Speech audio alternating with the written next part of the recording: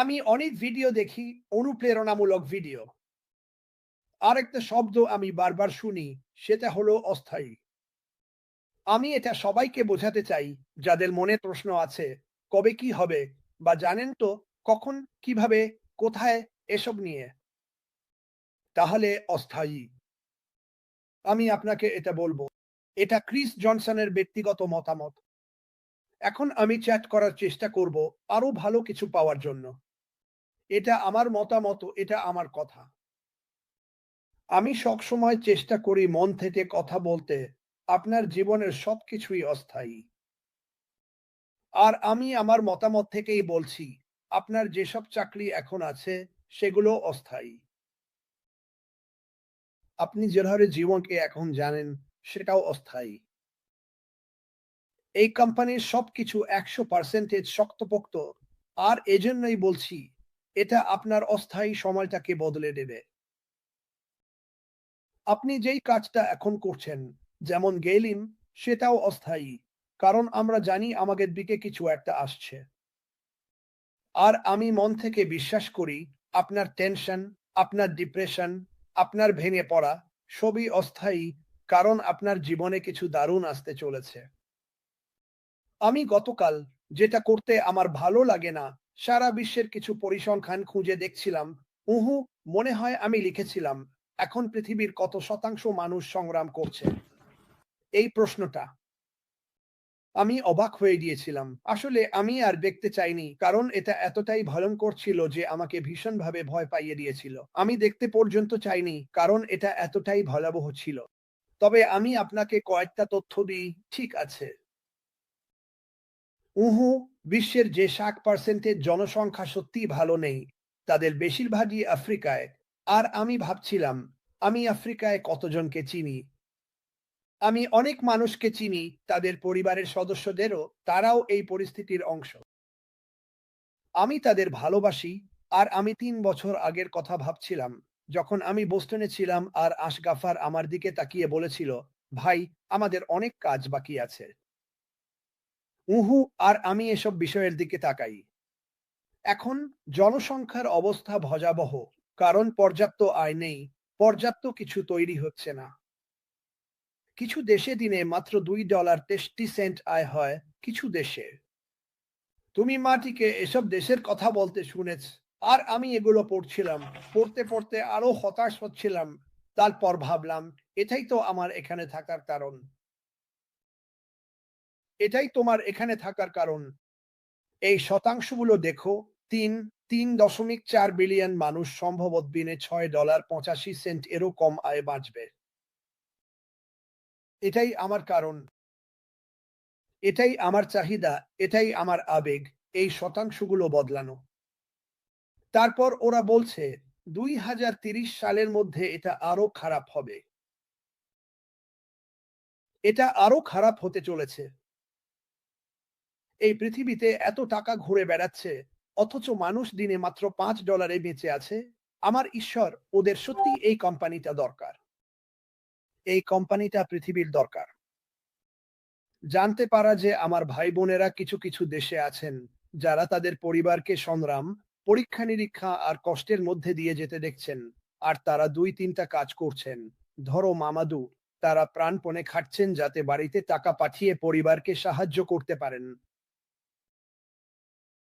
পৃথিবীর এটা দরকার। পৃথিবীর তোমার প্রয়োজন। আশগাফফার, আমাদের সকলের। এটাই আমার কারণ। চলো, চলো আমরা শতাংশগুলো বদলাই। আর দুঃখের ব্যাপার হলো, তারা ভবিষ্যৎবাণী করছে ৫ বছর পর পরিস্থিতি আরো খারাপ হবে। আরো খারাপ। তুমি জানো আমার ভবিষ্যৎবাণী কি? আমি তাদের ভুল প্রমাণ করব। আমি বিশ্বাস করি আমাকে এই কোম্পানিতে, এই প্ল্যাটফর্মে রাখা হয়েছে মানুষের জীবন বাঁচাতে আর বদলাতে সাহায্য করার জন্য, ঠিক তোমার মতো। আমার জীবনে এমন কিছু নেই যা দিয়ে আমি মানুষের উপকার করতে পারি। আমি যা পারি সবকিছু করতে চাই। আর্থিকভাবে আমি এখনই পুরো পৃথিবীকে সাহায্য করতে পারি না। কিন্তু একসাথে আর্থিকভাবে যখন এটা এগিয়ে যাবে, তখন আমরা সবাই মিলে ওই বাজে শতাংশগুলো বদলাতে পারবো। আমার খুব খারাপ লাগে যখন ভাবি সরকারগুলো যুদ্ধ, গুলি, বিমান এসবের পেছনে বেশি টাকা খরচ করে অথচ নিজেদের দেশের মানুষ না খেয়ে থাকে। ওরা না খেয়ে আছে। এটার মধ্যে নিশ্চয়ই কিছু ভুল আছে। আমরা জানি আমাদের বড় বড় ক্রীড়া তারকারা আছেন যারা বছরে কোটি কোটি ডলার, এমনকি শত শত কোটি ডলার আয় করেন একজন মানুষের জন্যই। আর আমি জানি ওই সব ক্রীড়াবিদদের অনেকেই আসলে অনেক কমিউনিটিতে দান করেন। প্রতিদিন এতিমখানাগুলো আমাকে ফোন করে, ক্রিস, তুমি কি আমাদের সাহায্য করতে পারো? আমাদের একটু সাহায্য দরকার। এটা মাঝে মাঝে শুনতে খুব কষ্টের। ওদের কারো কাছে 20টা বাচ্চা, কারো কাছে 100টা বাচ্চা আছে। ওদের সাহায্য দরকার। কিন্তু যখন এই শতাংশগুলো দেখি, আমার কাছে এটা একেবারে ঘৃণ্য লাগে। সত্যি বলছি, আমার কাছে। আর আমি ভাবছি, আমি এ ব্যাপারে কি করতে পারি? আমি কিভাবে এই মানুষগুলোকে, এই দেশগুলোকে, এই পৃথিবীকে সাহায্য করতে পারি? আর আমি বারবার একটাই জিনিসে ফিরে আসি। এটাই, ধৈর্য ধরে আমি আমার কাজ করে যাচ্ছি। ধৈর্য ধরে অপেক্ষা করছি আসমুফারেহ তার কাজ শেষ করুক। আর যখন সবকিছু শেষ হবে, তখন আমরা মানুষকে সাহায্য করা শুরু করব। নিজেকে দিয়েই শুরু করতে হবে। একদম নিজেকে দিয়েই শুরু করতে হবে। এখন আর আমি এই শতাংশগুলো দেখতে চাই না। এগুলো আমার মন ভেঙে দেয়। আমরা ব্যক্তি হিসেবে পৃথিবীকে সাহায্য করতে কি করতে পারি? এটা সত্যিই খুব ভালো একটা প্রশ্ন।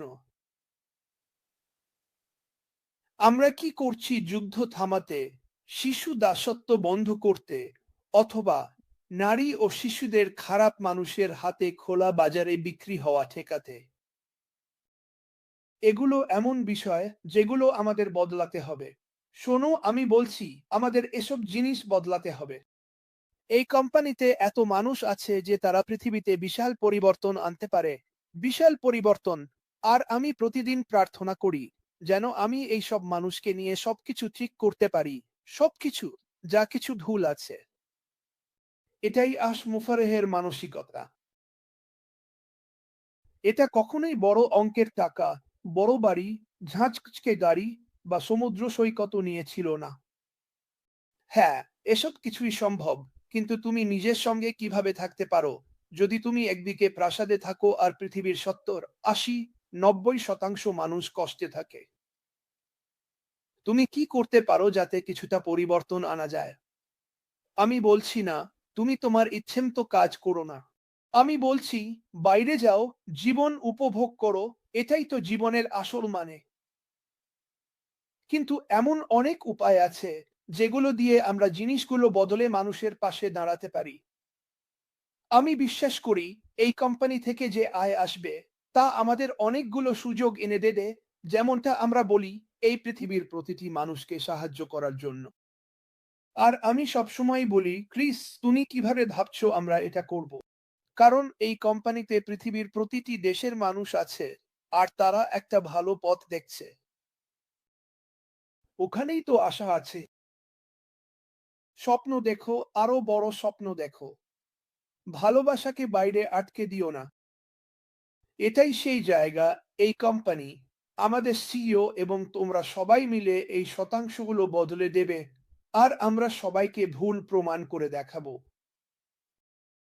আমি চাই তোমরা সবাই আমাকে সাহায্য করো। আমাকে সাহায্য করো। অ্যাশকে সাহায্য করো, যাতে আমরা তাদের ভুল প্রমাণ করতে পারি, যারা 5 বছর পরের কথা ভেবে বলে পরিস্থিতি আরো খারাপ হবে। এটা কি গুরুত্বপূর্ণ কিছু নয়? এটা কি দারুণ একটা গল্প নয়, যা তুমি তোমার প্রপৌত্র প্রপৌত্রীদের বলবে? কিংবা হয়তো এই কোম্পানিকে নিয়ে নিজের সম্পর্কে একটা বইও লিখতে পারো। বলো, আমরা দুনিয়া বদলে দিয়েছি। এটাই আমার জীবনের সবচেয়ে বড় উপহার। নবীন বেনি, সুপার স্টিকারের জন্য ধন্যবাদ। এর চেয়ে ভালো কিছু আর হতে পারে না যখন এটা জানো। এটাই আমার জানার জন্য যথেষ্ট। এটাই সব। যখন আমি ঘুম থেকে উঠি, এটাই আমার প্রথম ভাবনা। ধন্যবাদ ঈশ্বর, আমাকে জ্ঞান দাও, বুদ্ধি দাও, সঠিক মানুষের সঙ্গে আমাকে যুক্ত করো। তিনি আমাদের সবাইকে ইতিমধ্যেই অ্যাশ মুফারেহার সঙ্গে যুক্ত করে দিয়েছেন।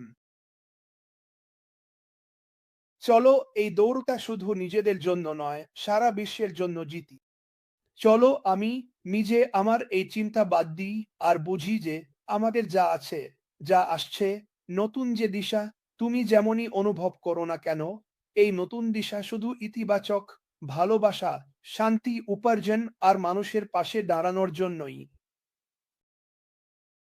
এটা থামার নয়, শুধু ভালোই হবে আর বড় হতে থাকবে, কারণ তোমাদের মতো মানুষের জন্যই। আমি জানি না তোমাদের কথা, কিন্তু আমার মনে হয় দুনিয়া বদলে দেওয়া একটা দারুণ লক্ষ্য। না যে ঠিক আছে আমি কয়েক কেজি ওজন কমাবো, ওটা ব্যক্তিগত লক্ষ্য। দারুণ, সেটা করো। কিন্তু যখন তুমি বাইরে গিয়ে বলো আমি দুনিয়া বদলাতে চাই, আশমুফারেহের কথা, আমি মানবতাকে সাহায্য করতে চাই, আমি এটাকে আরো ভালো করতে চাই, আমি এমন কিছু তৈরি করতে চাই যা পৃথিবীর উপকারে আসবে, আমি এমন পণ্য তৈরি করতে চাই যা অনেকেই তৈরি করতে ভয় পায়, কারণ ক্ষমতা আর রাজনৈতিক। বাকিটা বলবো না। ওর অনেক আইডিয়া আছে, ওর এমন কিছু কথা আছে যেগুলো ও আগে বলেছে, যেগুলো শুনলে তুমি অবাক হয়ে যাবে। এবং এটা এটা সত্যিই হবে। এমন কিছু বিষয় আছে যেগুলো আমি এখন বলতে পারছি না, কিন্তু ভবিষ্যতে ও নিজেই বলবে। কিন্তু এখনই তোমার মনে গেঁথে নাও, কাগজে লিখে নাও আর ফ্রিজে ম্যাগনেট দিয়ে লাগিয়ে রাখো। আমি এমন কিছুর অংশ হতে চলেছি যা চিরতরে পৃথিবীকে বদলে দেবে, আর এটা আরো বাড়তেই থাকবে। আর আমরা এই শতাংশগুলো আগামী 5 বছরে দেখব। এখন যে বিশ্ব জনসংখ্যা কষ্ট পাচ্ছে, সেটা হবে শূন্য। যদি না হয় তাহলে অবস্থা আরো খারাপ হবে। এসো এই শতাংশগুলো কমিয়ে দিই। এই কোম্পানি, এই কোম্পানি, আর আমি শুধু এই কোম্পানির কথা বলছি না, কারণ অনেক কোম্পানি, অনেক মানুষ আসগিফার্ডের দেখানো পথ অনুসরণ করবে, মানুষের পাশে দাঁড়াবে। শুধু কিছু মানুষ খুব ধনী হয়ে যায়নি, আর আমরা টিভি চালিয়ে দেখি তারা বিশাল ইয়েতে আর সারা বিশ্ব জুড়ে 40টা বাড়িতে ঘুরে বেড়াচ্ছে। আশ ডিফার্ড এ নিয়ে বলতেন, আমার এতগুলো বাড়ি লাগবে না, একটা থাকলেই চলবে। তুমি কি সেটা মনে রেখেছ? যখন সে এসেছিল তার মোবাইল ফোনটি ডাকটেট করা ছিল, ডাকটেট দিয়ে বাঁধা। তোমরা সবাই কি সেটা মনে রেখেছ? ডাকটেট দিয়ে বাঁধা ফোন, অথচ তিনি হাজার হাজার আইফোন, ল্যাপটপ বিলিয়ে দিচ্ছেন। দেখো, তিনি নিজের চাহিদার আগে অনেক মানুষকে গুরুত্ব দিচ্ছেন, কারণ তিনি মানুষের প্রতি খেয়াল রাখেন। তোমরা সবাই এটা বোঝো, তোমাদের এটা বোঝা উচিত। আমি আবারও বলছি, আমি এটা নিজের চোখে দেখেছি, দেখেছি, এবং এটা দেখা সত্যিই দারুণ একটা ব্যাপার। ঠিক আছে, আমরা শুনি খুব ধনী কিছু মানুষ, তারা এই কারণে দান করেছে। আর এটাই এটাই হচ্ছে একটা কোম্পানিতে এত মানুষ থাকার ভালো দিক। আমাদের প্রত্যেকেরই একটা উদ্দেশ্য আছে। এটা যাই হোক না কেন, আমরা দুনিয়াটা বদলে দেব। এটা লিখে তোমার ফ্রিজে একটা চুম্বক দিয়ে লাগিয়ে রাখো। একসাথে আমরা দুনিয়াটাকে আরো ভালো করে বদলে দেব। আমরা আমাদের প্রবীণ নাগরিকদের যত্ন নেব, আমরা আমাদের ভেটেরানদের যত্ন নেব, আমরা সেই সব মানুষকে খুঁজে বের করব যারা রাস্তায় পড়ে আছে, যাদের সবাই ভুলে গেছে, চিকিৎসা সমস্যা, মাদক সমস্যা, মদ্যপান সমস্যা, মানসিক অসুস্থতা, এই সব কিছুই এই কোম্পানি থেকে বেরিয়ে আসবে, যা মানুষের উপকারে আসবে। এক রাতেই হবে না, কিছুই এক রাতেই হয় না। তুমি ঘুমাও, কিন্তু প্রতিদিন যখন যাচ্ছে, তোমাদের মধ্যে কেউ একজন এখন ভাবছো, আমি যেখানে থাকি সেখানে অন্তত ৩০০ জন রাস্তায় থাকে, হয়তো চিকিৎসা সমস্যা, মানসিক সমস্যা, তাদের সবাই ভুলে গেছে। তুমি সেই মানুষগুলোকে খুঁজে বের করবে এবং এই কোম্পানির মাধ্যমে তাদের সাহায্য করবে। তোমার মাথায় ঢোকাতে হবে, এই কোম্পানি মানুষকে ধনী করার জন্য তৈরি করা হয়নি। এটা ব্যক্তিদের সাহায্য করার জন্য তৈরি করা হয়েছে। এটা তৈরি করা হয়েছে পৃথিবীকে আরো ভালোভাবে বদলে দেওয়ার জন্য।